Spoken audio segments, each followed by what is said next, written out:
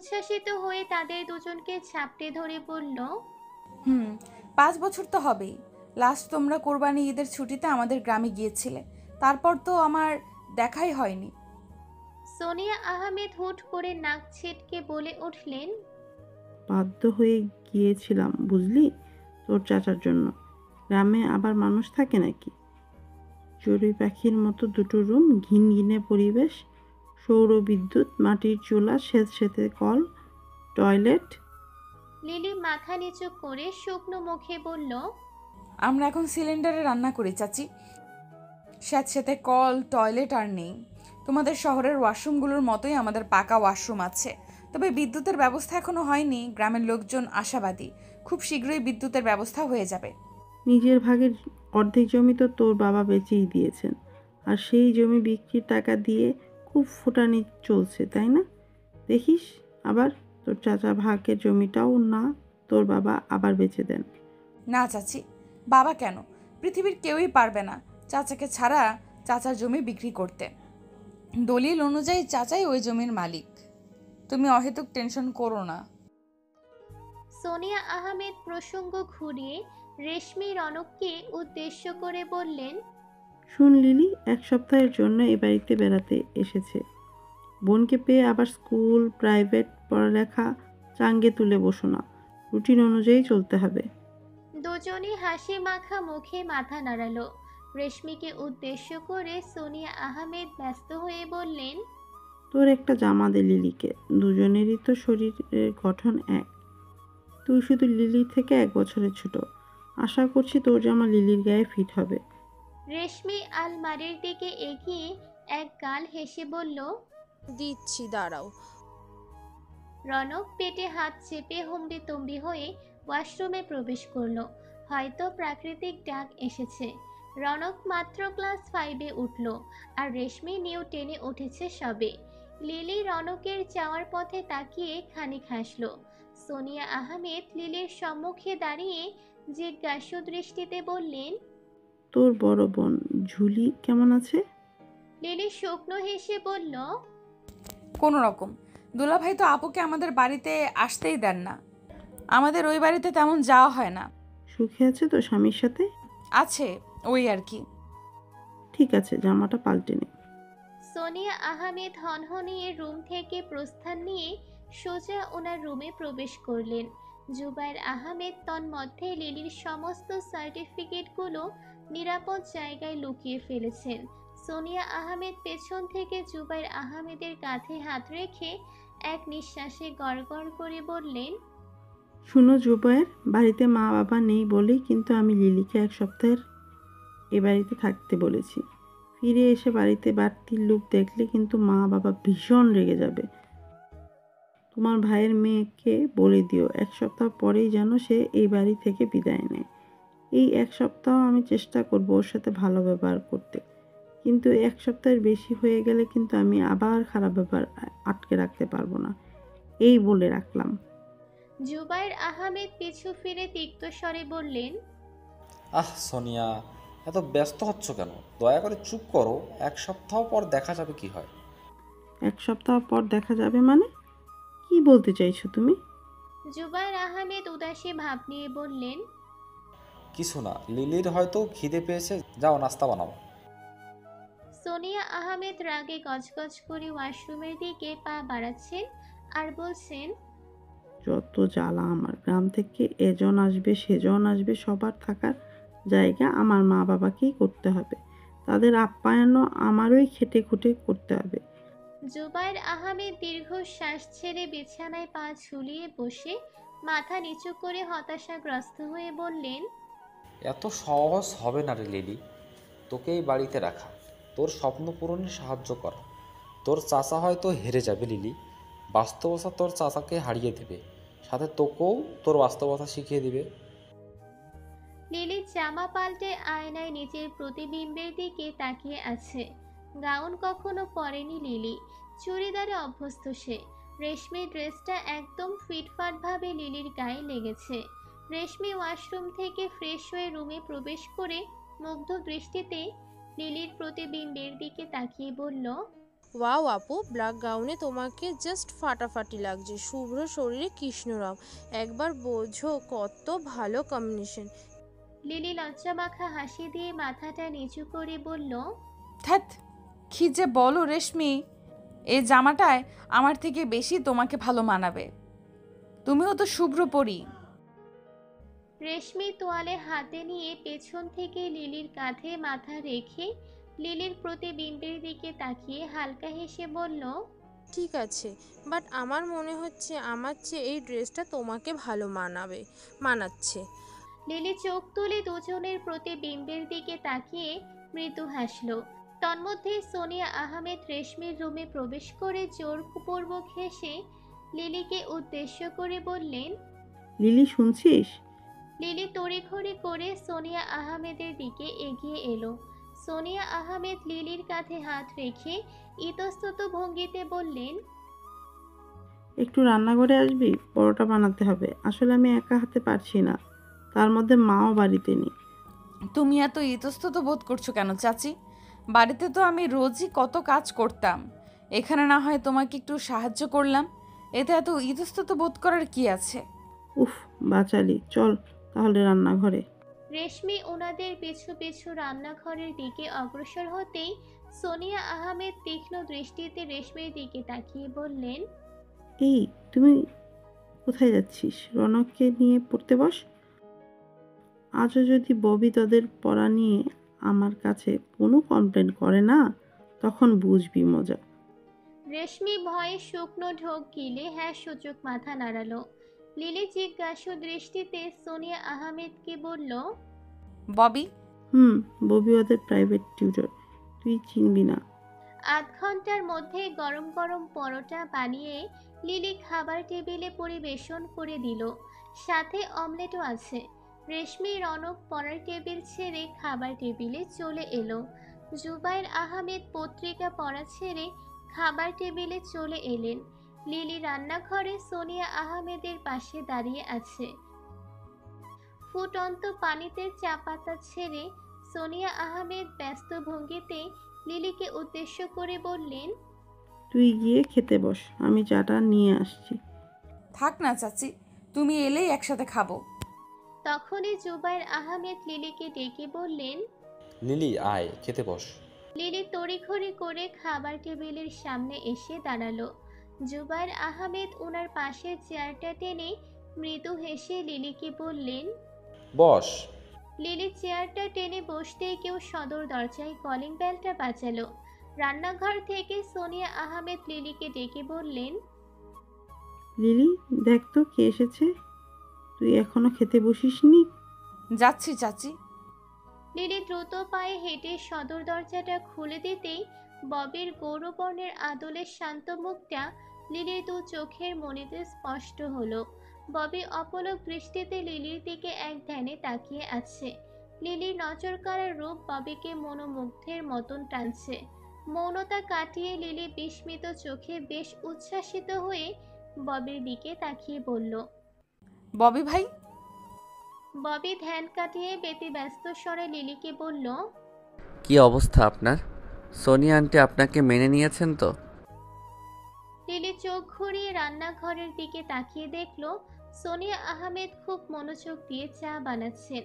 তাড়াহুড়ো করে লিলি ববির কানের কাছে ফিসফিস করে বলল, চাচা বলেছে আমি এক সপ্তাহের জন্য বেড়াতে এসেছি, বেড়ানোর হলে আমিই চলে যাব, তাই চাচি আমাকে এত জলদি মেনে নিয়েছেন। মানে তাহলে আপনার সব স্বপ্ন শেষ? না, চাচা বলেছে আস্তে ধীরে চাচিকে ম্যানেজ করে নেবেন। ববি আরো কিছু বলতে যাবে তার পূর্বেই খাবার টেবিল থেকে রেশমি রনক ভয়ার্ত স্বরে বলে উঠল। রান্নাঘর থেকে সোনিয়া আহমেদ হম্বিতম্বি হয়ে সদর দরজার কাছে ছুটে এসে ববির দিকে তাকিয়ে ক্ষীণ হেসে বললেন, কি ব্যাপার ববি, তুমি হঠাৎ এই সময়? ববি থতমত খেয়ে পেছনের চুলগুলো টেনে মাথা নিচু করে বিড়বিড় করে বলল, শিট, কীভাবে বলি আন্টিকে আমি কেন এসেছি? আমি তো আসলে লিলির অবস্থা জানতে এসেছি। অল্প সময় চুপ করে ববি আবার বলল, দেখি মিথ্যের আশ্রয় নিয়ে কি হয়। জোরপূর্বক হেসে ববি সোনিয়া আহমেদের দিকে তাকিয়ে বেশ স্বাভাবিক স্বরেই বলল, আসলে আন্টি, গতকাল রেশমি রনককে পড়াতে এসে হয়তো ভার্সিটির ফর্ম ফিল আপের রিসিপ্টটা ভুলবশত ফেলে গেছি, সেটাই খুঁজতে এলাম। ভার্সিটিতে শো করাতে হবে।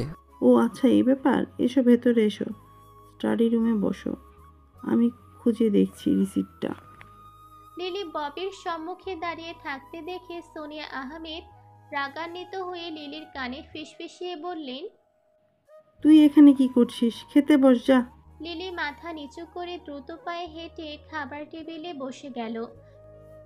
সোনিয়া আহমেদ রান্নাঘরে যেতেই জুবাইর আহমেদ হুড়মুড়িয়ে বসা থেকে উঠে ব্যাকুল হয়ে ববির সম্মুখীন হয়ে বললেন, ববি, তুমি যে আগে থেকেই লিলিকে চিনো, লিলি কোন উদ্দেশ্যে এখানে আসা সবই জানো।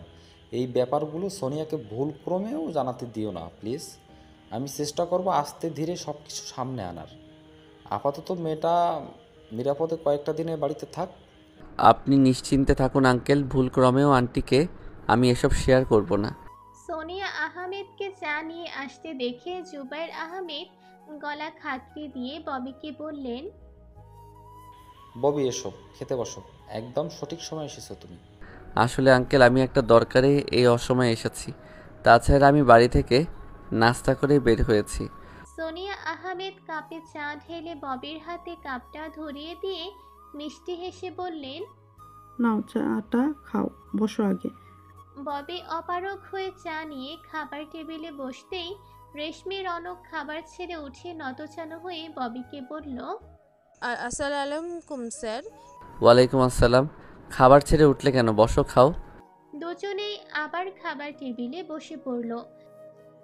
লিলি পরোটা মুখে দিয়ে ববিকে ইশারা করে কিছু বলছে। ববি বুঝতে না পেরে বারবার কৌতূহলী দৃষ্টিতে লিলির দিকে তাকাচ্ছে। সোনিয়া আহমেদ স্টাডি রুমের দিকে যেতেই লিলি বসা থেকে উঠে ববির চেয়ারের পাশাপাশি দাঁড়িয়ে ছোট আওয়াজে বলল, শার্টের বোতামগুলো এলোমেলোভাবে লাগিয়েছেন আপনি, ঠিকভাবে লাগান, বিশ্রী লাগছে দেখতে। ববি শার্টের দিকে তাকিয়ে দেখলো আসলে বোতামগুলো ঠিকভাবে লাগানো হয়নি। তাড়াহুড়ো করে ববি পিছু ফিরে শার্টের বোতামগুলো ঠিকভাবে লাগাতে ব্যস্ত হয়ে পড়ল আর আনমনেই বলে উঠল, আসলে আপনার খবর জানার জন্য আমি এতটাই ব্যাকুল হয়ে পড়েছিলাম যে শার্টের বোতামগুলো ঠিকভাবে লাগানোই হয়নি। তন্মধ্যে এও ভুলে গেছিলাম আজ ফ্রাইডে, ভার্সিটি বন্ধ। লিলি বিস্মিত হয়ে চোখ জোড়া প্রকাণ্ড করে ববির সম্মুখে দাঁড়িয়ে বলল, মানে আমার জন্য ব্যাকুল হয়ে পড়েছিলেন মানে? থতমত খেয়ে ববি অস্থির চাহনিতে লিলির দিকে তাকিয়ে বলল, না মানে কিছু না, আমি তো এসেছিলাম রিসিট নিতে। কি থেকে কি বলে ফেলেছি, মতিভ্রম হয়েছে বোধহয়। মতিভ্রম? আপনার মাথা কি সত্যি আওলা হয়ে গেছে? ববি জোরপূর্বক হেসে বলল, একটু বেশি বাড়াবাড়ি হয়ে গেল না? মতিভ্রম মানে আওলা না, ইটস মিন ক্ষণিকের জন্য মস্তিষ্কের তরঙ্গ থেমে যাওয়া। ও আচ্ছা, তাহলে ঠিক আছে। তন্মধ্যেই স্টাডি রুম থেকে সোনিয়া আহমেদ খানিক চেঁচিয়ে বললেন, ববি, ওই কোনো রিসিটই তো খুঁজে পেলাম না, তুমি এসে একটু দেখবে? লিলির পাশ কাটিয়ে ববি স্টাডি রুমে এলো। অস্থিরতা নিয়ে ববি খানিক ইতস্ততা বোধ করে সোনিয়া আহমেদকে বলল, আন্টি থাক, খুঁজে পাচ্ছেন না যেহেতু নিশ্চয়ই অন্য কোথাও ভুলবশত রিসিটটা পড়ে গেছে। সন্দেহের বশে আসলে এ বাড়িতে আসা, বাড়িতে আরও একবার চেক করলে হয়তোবা পেয়ে যাব। ববি দম নিয়ে ফের বলল, এই অসময়ে এসে আপনাদের বিব্রত করার জন্য আমি দুঃখিত আন্টি। সোনিয়া আহমেদ মৃদু হেসে ববির সম্মুখে দাঁড়িয়ে বললেন, আরে ববি, এত ব্যস্ত হচ্ছ কেন? তোমার হঠাৎ আগমনে আমার কোনো রূপ বিব্রত হয়নি, বলতে ভালো লাগছে। তবে আমি দুপুরে রুম ঝাড়ু দেওয়ার সময় আরও একবার পুরো রুমটা চেক করে নিব। যদি রিসিপ্টটা পেয়ে যাই তাহলে তো ভালোই, কাল পড়াতে এসে নিয়ে যাবে। জি আচ্ছা আন্টি, তাহলে আমি আসছি। চাটা খেয়েছো তো? ববি পেছনের চুলগুলো টেনে আমতা আমতা করে বলল, না আসলে খাওয়া হয়নি। ইস, চাটা হয়তো এতক্ষণে ঠান্ডা হয়ে গেছে। কি যে করো। সোনিয়া আহমেদ ববিকে পাশ কাটিয়ে ডাইনিং টেবিলের সম্মুখে অগ্রসর হচ্ছেন আর ববিকে পেছন থেকে উদ্দেশ্য করে বলছেন, দেখি আসো, চাটা খেয়ে যাও। না আন্টি, আসলে আমার এক্ষুনি বাড়ি যেতে হবে।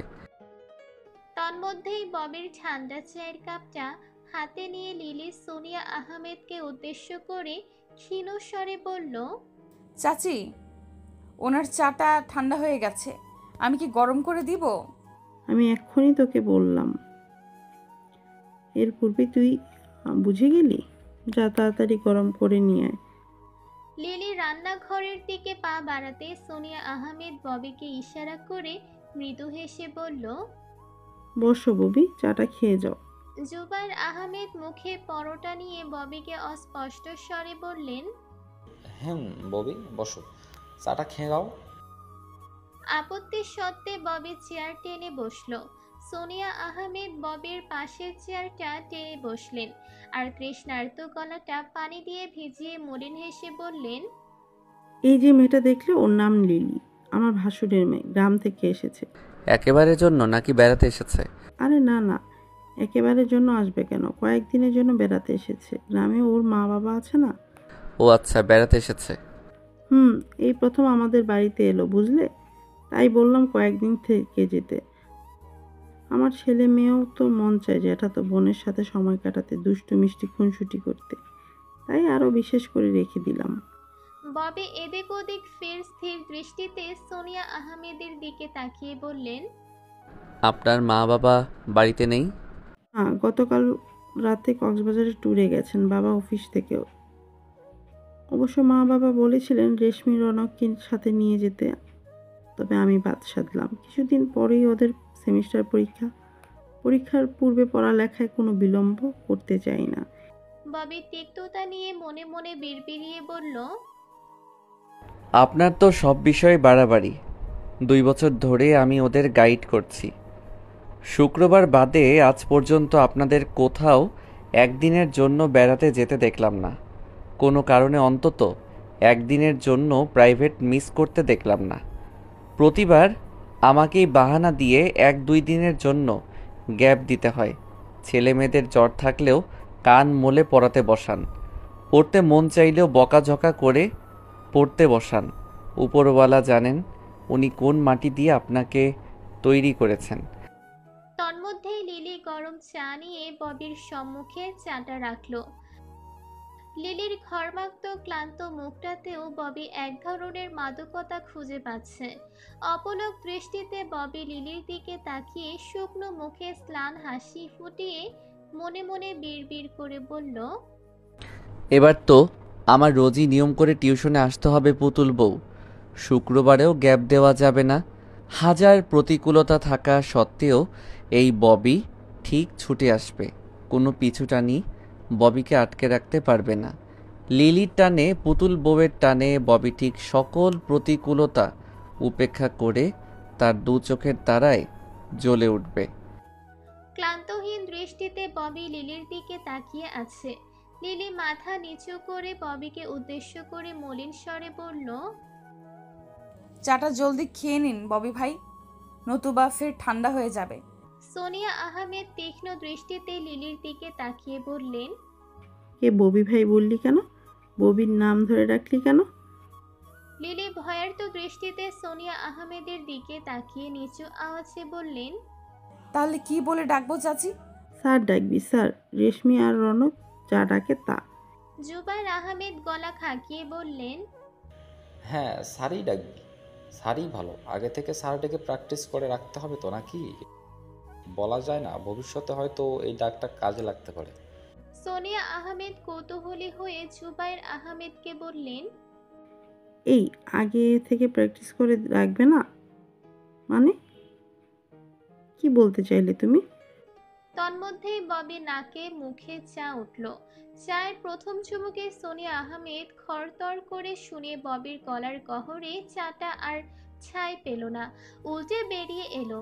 কাশতে কাশতে ববি প্রসঙ্গ ঘুরানোর জন্য পেরেশান হয়ে পানির গ্লাস এগিয়ে দেওয়া সোনিয়া আহমেদের দিকে তাকিয়ে বলল, আন্টি, আজ সন্ধ্যায় আমি রেশমি রনককে পড়াতে আসব।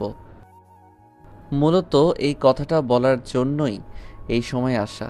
কথার মারপ্যাচে আসল কথাটা বলতেই ভুলে গেছিলাম। তৎক্ষণাৎ সোনিয়া আহমেদ চোখ দুটো প্রকণ্ড করে দাঁতের পাটি বের করে হেসে বললেন, সত্যি ভাবি, তুমি শুক্রবারেও রেশমি রনককে পড়াতে আসবে? ওইদিকে রেশমি আর রনক অগ্নিশর্মা হয়ে ববির দিকে তাকিয়ে আছে। হাবভাব দেখে মনে হচ্ছে এক্ষুনি হাতে থাকা কাঁটা চামচ দিয়ে ববিকে থেতলে দিবে। লিলি এবং জুবাইর আহমেদ মুখ চেপে হাসছে রেশমি রনকের মুখভঙ্গি দেখে। লিলি বাঁকা হেসে পাশাপাশি বসে থাকা রেশমি রনকের কানে ফিসফিসিয়ে বলল, আহারে, ছুটির দিনেও আজ তোমাদের পড়তে হবে? কপাল দেখো। দুজনের রাগান্বিত চোখে লিলির দিকে তাকালো। লিলি তড়িঘড়ি করে ওড়না দিয়ে হাসি চেপে সোজা দণ্ডায়মান হয়ে গেল।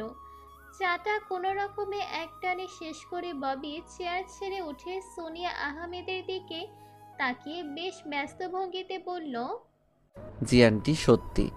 কিছুদিন পরেই তো রেশমি রনকের সেমিস্টার এক্সাম, তাই এই সময়টাতে হেলা করতে চাইছি না। কিন্তু শুক্রবারে তো তুমি ফ্রেন্ডসদের নিয়ে বিভিন্ন জায়গায় ট্যুর দাও, এর কি হবে? ট্যুর ছাড়া তো তুমি এক সপ্তাহ কল্পনা করতে পারো না। আর গতকাল তো এই বলে আধ ঘন্টা পূর্বে রেশমি রনককে ছুটি দিয়ে গেলে তুমি নাকি মধ্যরাতের দিকে ট্যুরে যাবে। ববি ছটফটে ভাব নিয়ে পেছনের চুলগুলো টেনে মনে মনে বলল। মৌনতা ভেঙে ববি অস্পষ্ট স্বরে সোনিয়া আহমেদকে বললেন, আসলে আন্টি হয়েছে কি, কোনো কারণে ট্যুরে যাওয়াটা আমার ভেস্তে গেছে, তাই ভাবলাম রেশমি রনককে আজ সন্ধ্যায় 1 ঘন্টা সময় দেই। খুব ভালো ববি, আমি ভীষণ খুশি। তাহলে আজ সন্ধ্যায় তুমি আসছো, তাই তো? জি আন্টি। পাশের বাড়ির ঝর্ণার ছেলেকেও কি আজ পড়াবে? না না আন্টি, পল্লবকে আজ পড়ানো যাবে না, ওরা তো বেড়াতে গেছে। এই ঝর্ণাটা না আসলে একটা ব্যাককেল, ঘন ঘন শুধু বেড়াতে যায়, মানে ছেলের পড়ালেখা নিয়ে কোনো আগ্রহ নেই। হয়তো। আচ্ছা আন্টি, এবার আমি আসি। ঠিক আছে বাবা, সন্ধ্যায় দেখা হবে। ববি সদর দরজার দিকে মোড় নিতে সোনিয়া আহমেদ লিলিকে ডেকে বললেন, যা তো লিলি, ববি বের হওয়ার পর দরজাটা বন্ধ করে আসিস। লিলি মাথা নাড়িয়ে হ্যাঁ সূচক সম্মতি জানালো। ববি সদর দরজা থেকে প্রস্থান নেওয়ার পূর্ব মুহূর্তে পিছু ঘুরে লিলির দিকে আকুল দৃষ্টিতে তাকিয়ে ছোট আওয়াজে বলল, রাতে দেখা হচ্ছে। আর একটা কথা, শুভ্র অবয়বে কৃষ্ণ রঙ্গ আপনার চিরাচরিত সৌন্দর্যকে 3 গুণ বাড়িয়ে দিচ্ছে, একদম বিমোহিত হওয়ার মতো। লিলি ভ্রুযুগল কিঞ্চিত কুঁচকে বলল, বিমোহিত? আমাকে বললেন? আপনি ছাড়া তো আশেপাশে কেউ নেই। বোধগম্য হলো না কিন্তু। ববি মলিন হেসে বলল। কিছু না, আসছি। ববি প্রস্থান নিল। লিলি কৌতূহলী দৃষ্টিতে ববির যাওয়ার পথে তাকিয়ে রইল। দরজাটা আটকে লিলি খাবার টেবিলে বসলো, মাথা নিচু করে খাওয়ার মনোযোগ দিল। অপর প্রান্তে ববি উদাসীন চিত্তে ফুটপাতের পাশ ঘেঁষে হাঁটছে। অজান্তে সে মিটিমিটি হাসছে, ভাবছে কখন সন্ধ্যা হবে, কখন যে তার পুতুল বউয়ের সান্নিধ্যে নিজেকে উতলা মনকে প্রসন্ন করবে। প্রতিটা প্রহর যেন তার কাছে দম আটকে আসার অনুভূতির মতো লাগছে। তখনই গলির মোড়ে থাকা বিশাল প্লেগ্রাউন্ড থেকে একদল কিশোর ছেলে ববিকে গলা ছেড়ে ডেকে বলছে, ববি ভাই। ববি নিজের খেয়ালে এতটাই ডুবন্ত ছিল যে কোনো আওয়াজই তার কানে প্রবেশ করছিল না।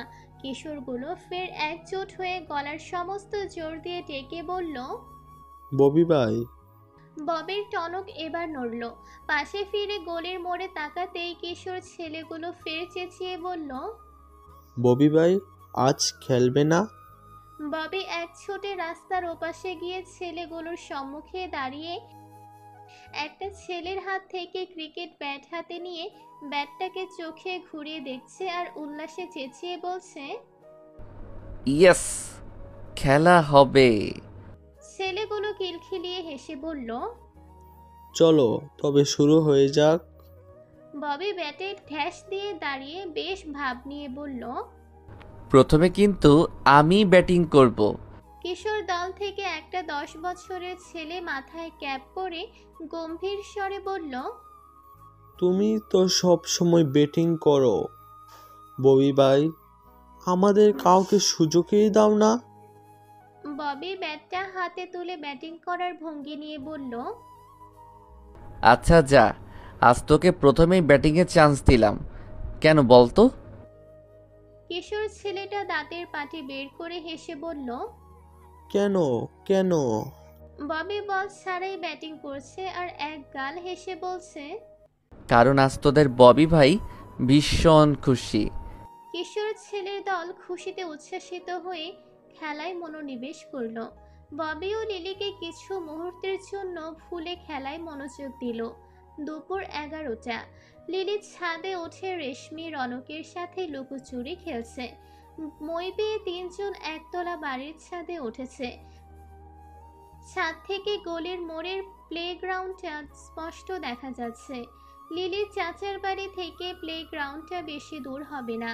লিলি এবং রেশমি ট্যাঙ্কের পেছনে লুকিয়ে রনকের সাথে লুকোচুরি খেলছে। রনক কিছুতেই তাদের ধরতে পারছে না। রনক যে দিকটায় আসছে তারা দুজনে দৌড়ে এর উল্টো দিকটায় যাচ্ছে। মুখ চেপে হেসে দুজন গলির মোড়ের প্লেগ্রাউন্ডের দিকে তাকাতেই চুপ হয়ে গেল। রেশমি ভয়ে কেঁপে কেঁপে লিলির কানে ছোট আওয়াজে বলল। দেখছো আপু, স্যারকে দেখেছো? আমাকে এখানে দেখে নিলেই বকবে। কেন বকবে? উনিও তো খেলছেন, এখানে দোষের কি আছে? দোষটা খেলার না, দোষটা হলো ছাদে ওঠার। আমরা 2 ভাই বোন সবসময় ছাদে খেলি তো, কখন না অসতর্কবশত ছাদ থেকে পড়ে যায়। এই জন্য আম্মু স্যারকে বলে দিয়েছে স্যার যেন আমাদের এই বিষয়ে শাস্তি দেয়। এই জন্য স্যার শাস্তি স্বরূপ আমাদের 2 ভাই বোনকে গুনে গুনে 200 বার কান ধরে উঠবস করিয়েছেন। এরপর থেকে আমরা তেমন ছাদে উঠি না। তবে আজ তোমাকে পেয়ে ছাদে উঠলাম, উঠেই তো মুসিবতে ফেসে গেলাম। স্যার যদি একবার আমাদের দেখে নেন। আরে দেখবে না, তুমি এত ভয় পাচ্ছ কেন? ওনাকে এমন ভয় পাওয়ার কি আছে? তুমি স্যারের ছাত্রী হলে বুঝতে আপু, স্যার কতটা ভয়ঙ্কর। স্যার কি সত্যিই ভীষণ রাগী? ভীষণ রাগী। স্যারের আম্মু, বড় বোন সবাই স্যারকে ভীষণ ভয় পায়। কই, ওনাকে দেখে তো এতটা রাগী মনে হয় না। স্যারের রাগ আতরের মতো, বুঝলে? উনি ওনার রাগ সহসা প্রকাশ করেন না। ও আচ্ছা।